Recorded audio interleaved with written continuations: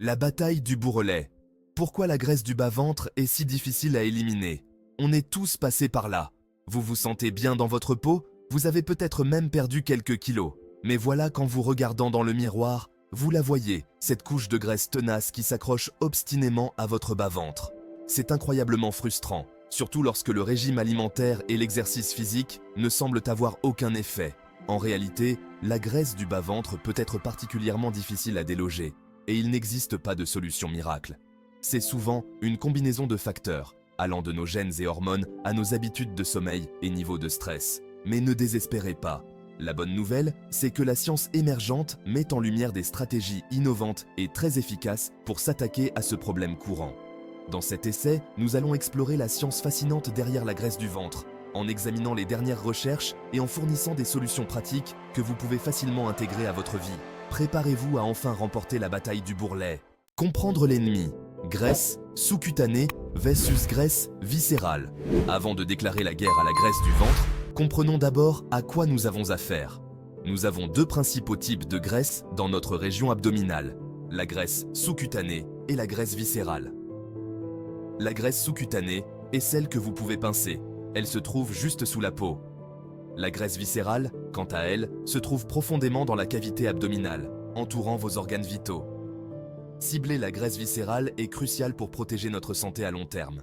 Le temps presse, moment des repas et stockage des graisses. On a tous entendu dire « petit déjeuner de roi, déjeuner de prince et dîner de pauvre ». Il s'avère que cette sagesse ancestrale est étayée par des données scientifiques réelles. Des études récentes ont révélé un lien fascinant entre le moment où nous prenons nos repas et la capacité de notre corps à brûler les graisses, en particulier la graisse tenace du ventre. Notre corps a un rythme circadien naturel, une horloge interne qui régule diverses fonctions corporelles, y compris le métabolisme. La recherche suggère que le fait d'aligner nos habitudes alimentaires sur ce rythme peut avoir un impact significatif sur nos efforts de gestion du poids. En substance, notre corps est programmé pour brûler plus de calories en début de journée.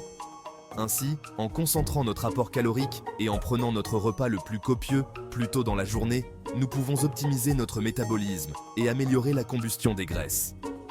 A l'inverse, manger tard le soir, en particulier des repas lourds et riches en calories, perturbe notre rythme circadien et peut entraîner une augmentation du stockage des graisses, en particulier dans la région abdominale. Dormir, peut-être pour mincir.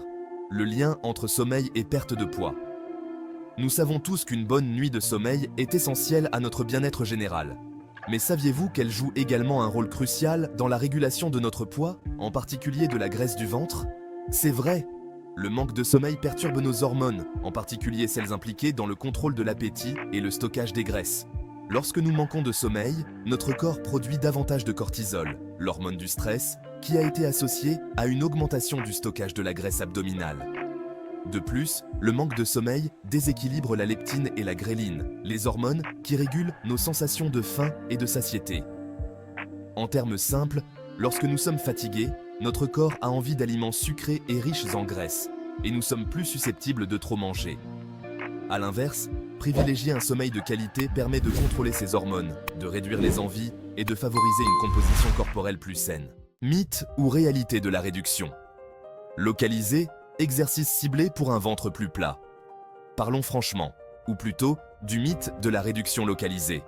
Malheureusement, on ne peut pas se contenter de faire des abdominaux pour obtenir un ventre plat. Si les abdominaux et autres exercices abdominaux sont excellents pour renforcer les muscles du tronc, ils ne brûlent pas directement les graisses dans cette zone spécifique. Mais ne rangez pas vos vêtements de sport tout de suite. S'il est vrai que nous ne pouvons pas réduire la graisse de manière localisée, le fait d'intégrer des exercices ciblés à un programme de remise en forme complet peut contribuer à développer la masse musculaire, à stimuler le métabolisme et à favoriser la perte de graisse globale, ce qui se traduira à terme par une section médiane plus sculptée. La clé est de privilégier les exercices qui sollicitent simultanément plusieurs groupes musculaires, comme les planches, les burpees et les mountain climbers. Ces mouvements composés nécessitent une dépense énergétique plus importante, ce qui entraîne une plus grande combustion des calories et contribue à la perte de graisse globale, y compris la graisse tenace du ventre. Moins de stress, moins de kilos, le lien avec le cortisol. Dans nos vies modernes trépidantes, le stress est devenu un compagnon indésirable. Le stress chronique peut rendre la perte de poids plus difficile, en particulier La perte de la graisse du ventre. Voici le cortisol, la fameuse hormone du stress. Lorsque nous sommes stressés, notre corps libère du cortisol.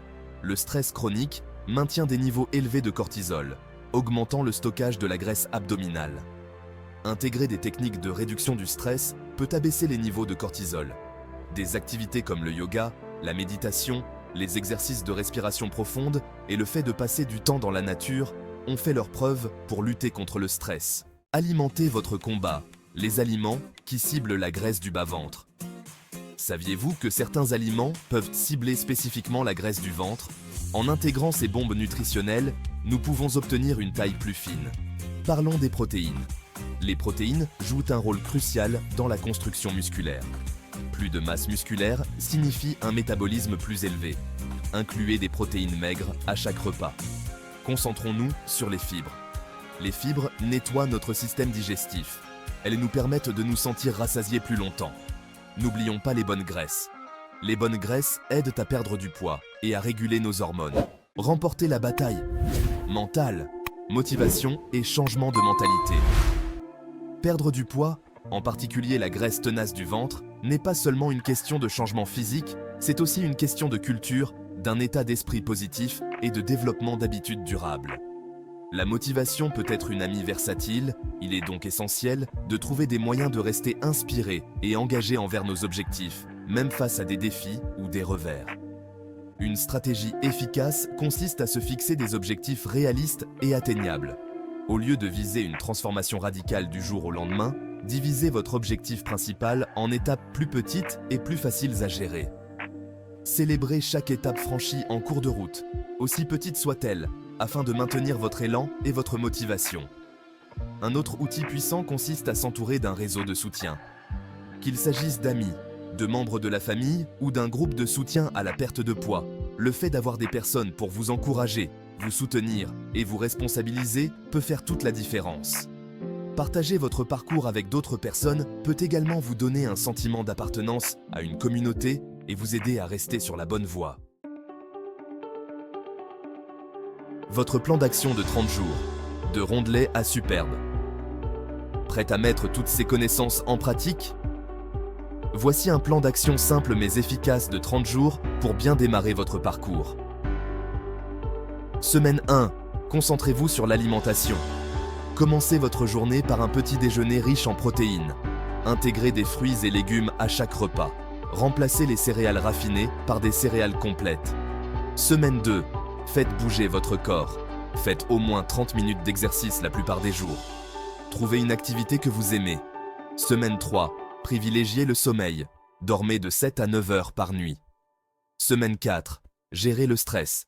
Intégrez des techniques de réduction du stress. L'essentiel, une approche globale pour des résultats durables. N'oubliez pas qu'il n'existe pas de solution universelle pour perdre la graisse du bas-ventre. Il s'agit d'adopter une approche globale qui tienne compte de multiples facteurs, de l'alimentation et de l'exercice physique à la gestion du sommeil et du stress. En apportant des changements progressifs et durables à votre mode de vie, vous pouvez obtenir une taille plus fine et améliorer votre santé et votre bien-être général. Qu'attendez-vous? Commencez dès aujourd'hui à mettre en œuvre ces stratégies fondées sur la science et engagez-vous sur la voie d'une meilleure santé et d'un plus grand bonheur. Et n'oubliez pas de partager vos progrès et d'inspirer les autres en cours de route.